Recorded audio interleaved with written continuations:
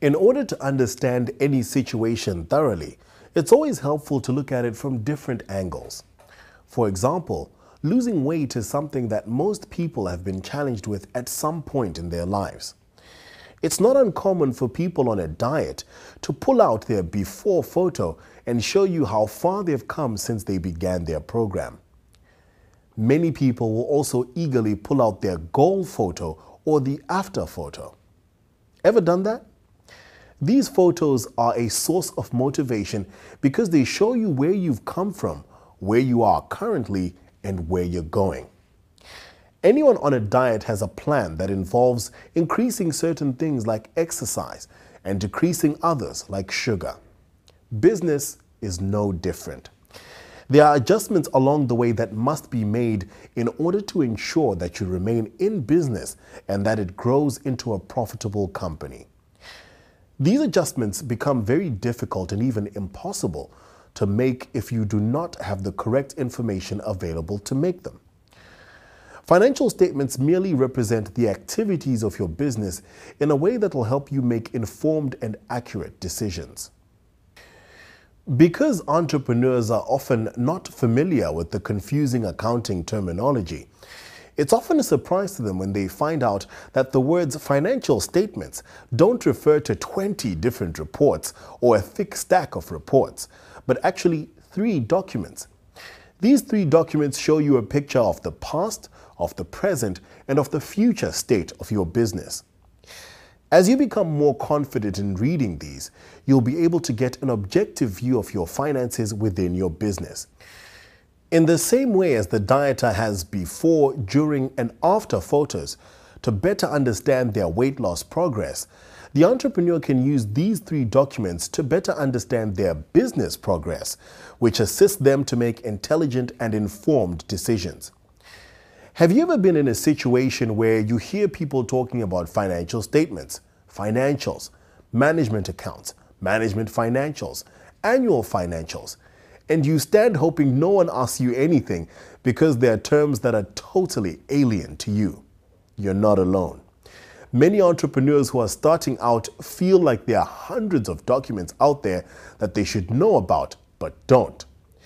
Just like the words napkin and serviette refer to the same object, so do the phrases financial statements, financials, management accounts, management financials, and annual financials. Broadly, all refer to these same 3 documents. It's vital for you as a promising entrepreneur to remember this, so that when you're speaking to your bank manager or prospective investor, you're not intimidated. What will be helpful is to remember that although these terms are intimidating and can cause even the most confident entrepreneur to want to run and hide, they serve exactly the same function as the before, during, and after photos of a person on the weight loss program. In this module, we'll begin taking those small steps by covering at a very basic level what each component looks like and what it's used for. You'll find that there'll be specific times when you're asked for your financial statements. Let's have a look at a couple of examples. Financial institutions like banks and other lending companies request them to decide whether to grant a loan or extend repayment terms.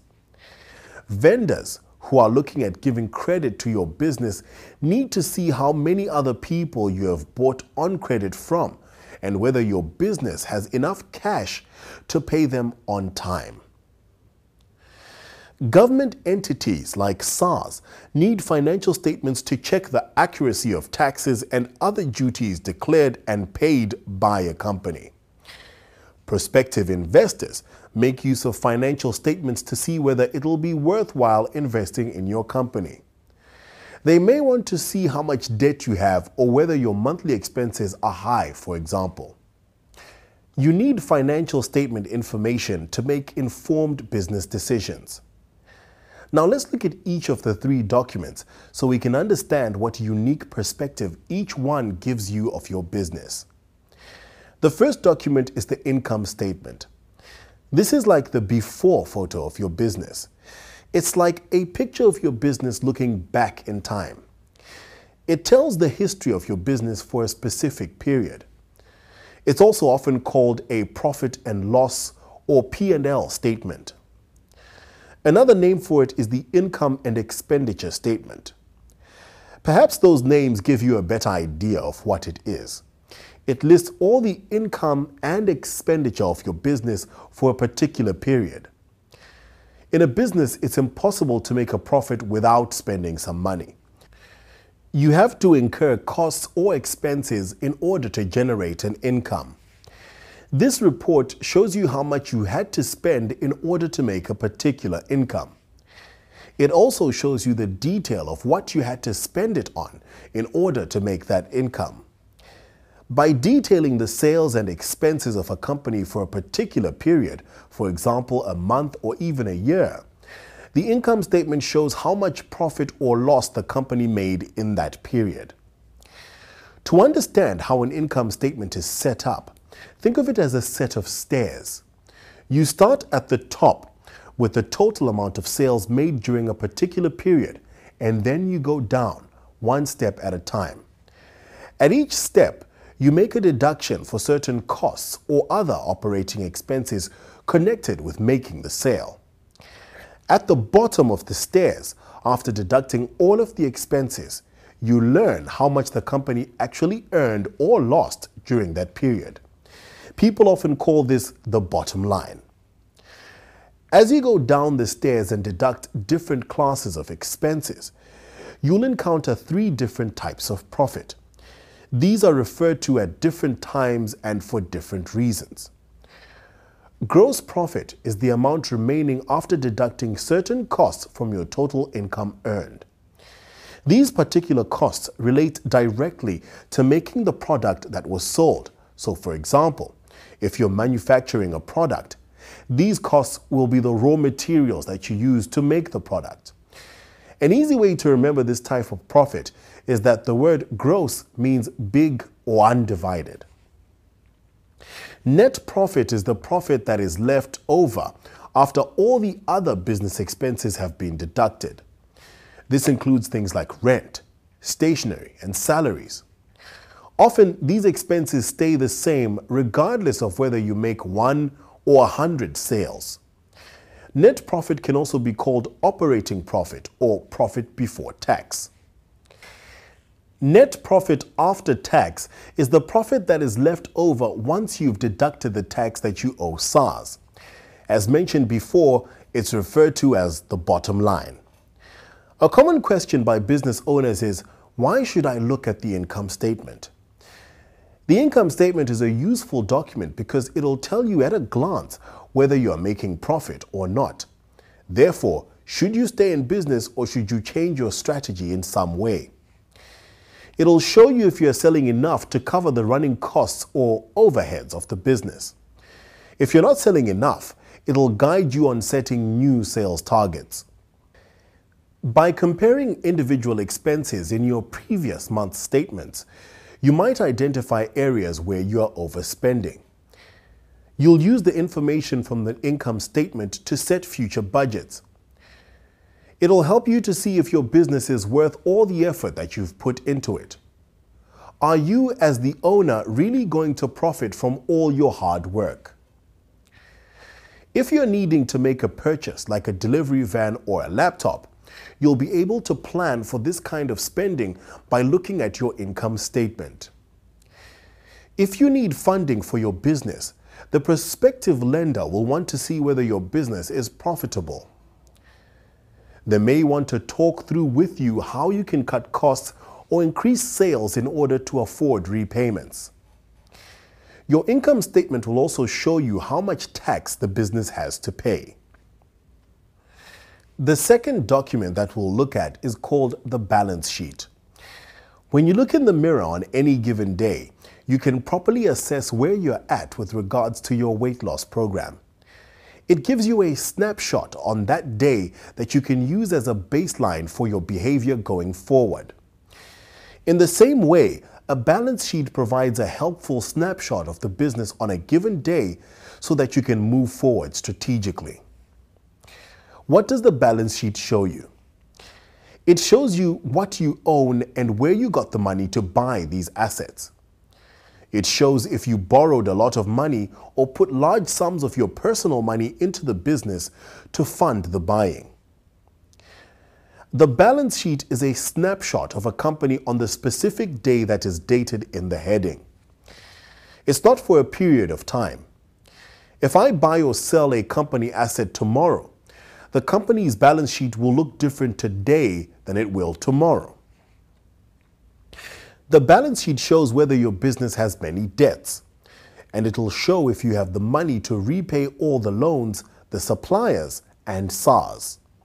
It shows if your business has a lot of cash in the bank, and if you should use some of it to expand your business by buying assets.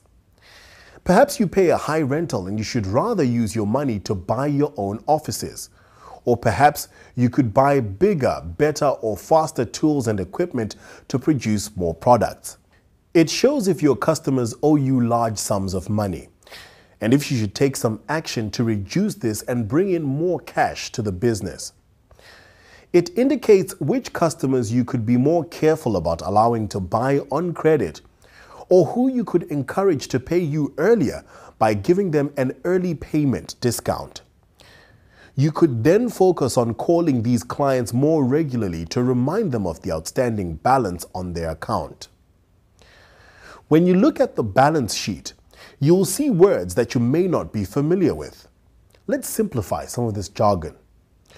The first word we look at is asset. This is something that your business owns that has value to it.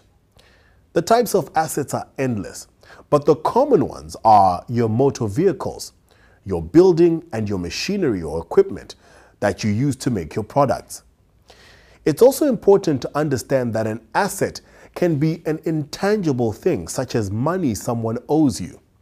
These are called debtors. The next word is liabilities. Liabilities show what your business owes to other people or companies or banks. Said in another way, it's what you're liable for. Another term that you'll come across on the balance sheet is the word current, which simply means now. The balance sheet reflects current assets and current liabilities. So from your understanding about assets and liabilities, which we have just discussed, current assets include both the tangible things and money people owe you now. These include your cash, stock, and the money owed to you. Current liabilities are what you owe people in other companies now or in the short term. It would make sense that if we're referring to the word current, that it implies that there are items on the balance sheet that are not current. Non-current basically means later or longer than a year. For example, the fact that I have a big expensive building won't help me if I owe someone money next month. It would take some time to sell the building in order to bring cash into my business. Therefore, non-current assets won't help me to pay current debt. Lastly, let's discuss owner's equity. This sounds confusing and is not a word many of us can easily relate to. This is really the money you as the owner have put into the company.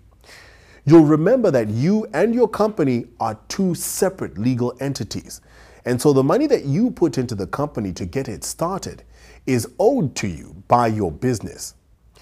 This is just the same as when your business owes money to other companies such as banks. Therefore, owner's equity refers to the owner's personal money within the business and can also be referred to as shareholders' equity. You may have heard the equation A equals O plus L mentioned at some time. It's caused many brilliant entrepreneurs some serious confusion. This is the balancing part of the balance sheet. In very simple terms, this equation says that all the assets of the business were paid for or funded by owner's equity and the business's liabilities. So the value of the assets in the business will equal the total of all that the business owes to the owner and to other lenders. Lastly, we have the cash flow statement. The cash flow statement shows you exactly when money came into your business and what you spent it on.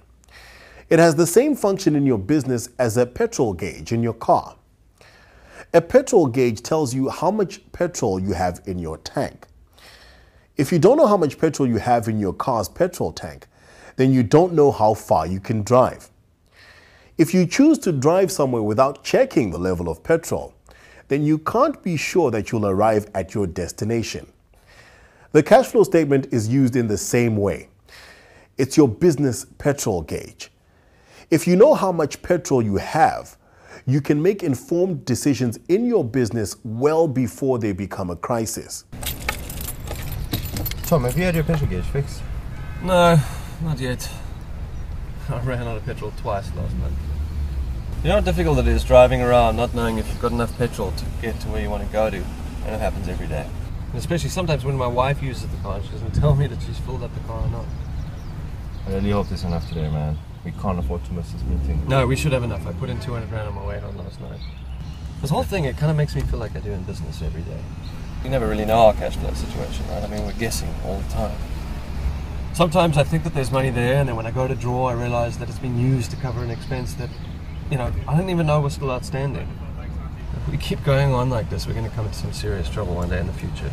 We need some kind of easy system. I mean, something that's as easy as looking at a working petrol gauge. Anyway, let's go.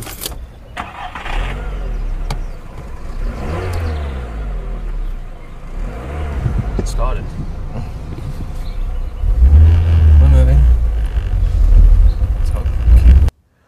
Too many entrepreneurs find themselves stranded on the road with no petrol in their business tanks and are frantically looking for someone to supply them with a can of emergency cash at month end to make it to their destination. Managing your cash flow in a small business can often feel like you're navigating through very difficult and dangerous waters. You may need to cut your costs from the next quarter because you've just lost a big contract, or go on a sales drive to ensure you meet your minimum monthly costs. Without being able to look and plan ahead, you might find that there are some nasty surprises that you have not planned for. If a business has a negative cash flow over a period of time and the owners are unaware of it, they may get to the place where they'll lose the business. What is a negative cash flow? When the cash coming into the business is less than the cash going out, this is known as a negative cash flow. You can see that if this continues, the cash that the company has to use for the everyday operations gets less and less over a period of time. Left unchecked, this will lead to serious problems for the business and could even result in bankruptcy. Cash flow in the startup days of your business should be managed every day. It doesn't go away if you ignore it. You can't just get in a car, ignore the petrol gauge, and hope for the best. Because there's seldom extra cash available, decisions should not be made without considering the cash flow implications. Making poor decisions in this phase can be harder to recover from. What decisions are we talking about? It's not only purchasing decisions like, should I buy a piece of equipment this month or next month, but also things like your payment terms. If you have a job that is going to take a long time to complete, you should request a deposit upfront and then some milestone or monthly payments until the final payment is received once the work is completed to your customer's satisfaction. Salaries and bonuses. Can your business afford to expand by hiring extra staff right now? Are you in a position to pay your existing staff performance bonuses? If your tax is due in 3 months' time, will you have enough cash in the bank at that point, or will you need to increase sales or apply for a loan? It'll help you focus and streamline your management process by highlighting what worked and what didn't.